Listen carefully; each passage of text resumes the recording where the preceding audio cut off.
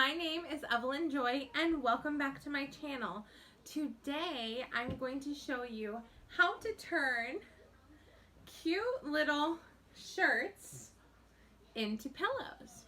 What I'm going to do first is cut off these two sides right here, cut a straight line across, then I'm going to turn it inside out, sew it, leave a little hole to turn it right side out, and then I'm going to put stuffing. Let's go.